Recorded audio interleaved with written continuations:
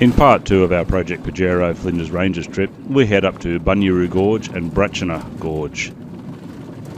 When you think of iconic Flinders Ranges landscapes, you think of Wapena Pound, Parachilna Gorge, and also Bunyeroo Gorge and Brachina Gorge.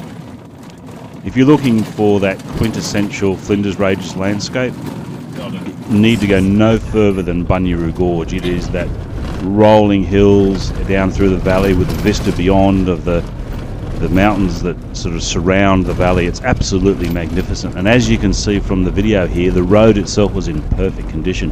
There was a fair few corrugations on it, but it had been graded lately and it made the trip just beautiful. Easy drive, could easily be done by an all-wheel drive SUV as well, and even two-wheel drive.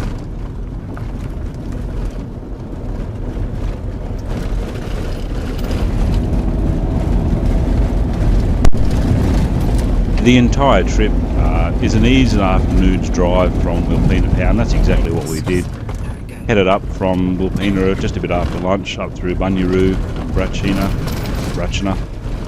and that depends on who you talk to, whether it's a local or it's an outsider, they pronounce it differently. But again, beautiful drive, many places to stop and have picnic lunches or afternoon tea or whatever you want. And the countryside is just magnificent. It changes as you drive and it engages you all the way through.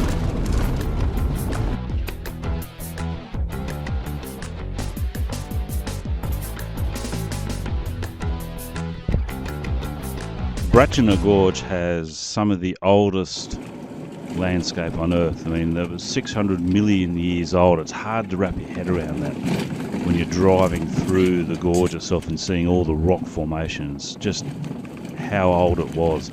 Luckily enough, there'd been a fair bit of rain recently in the Flinders, and it was pretty green everywhere we went, but it also made for a bit of water down through Brachina Gorge as well, which made the drive even more interesting.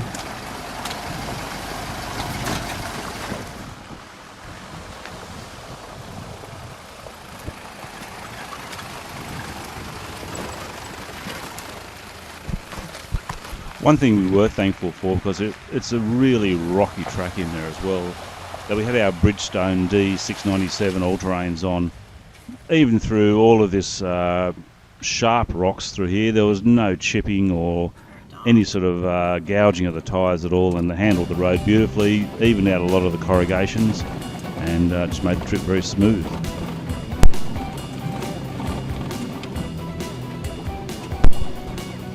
One thing you will notice if you went at the time that we did in that late afternoon is that you will be driving into the sun a fair bit, which is not a problem, but it just makes the videoing a bit difficult.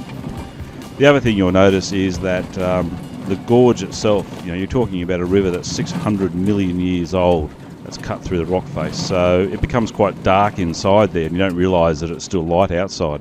As we realised when we got to the end here, you can turn around and go back through the gorge as we did, or you can continue on and go through Blimman down the main highway and back through Arkaba Station, which is a bit of a round trip to Wapena Pound, but depends on how much time you've got left and what part of the countryside you want to see. We were heading up through the main road the next day, so we decided to go back through the central Flinders Ranges. As always, when travelling on dusk anywhere in outback Australia, keep an eye out for our little furry friends that hop across the road in front of us.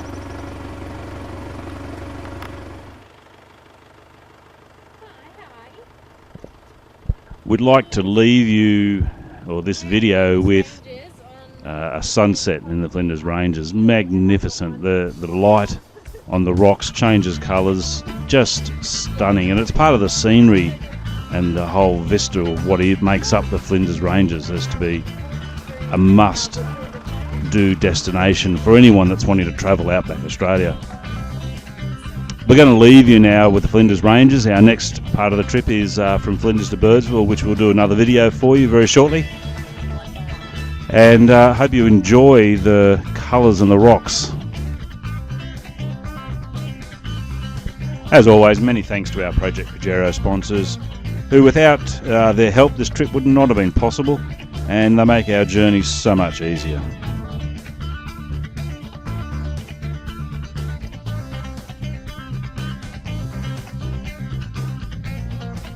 Well, that's it for the Flinders Ranges. We hope you've enjoyed the video.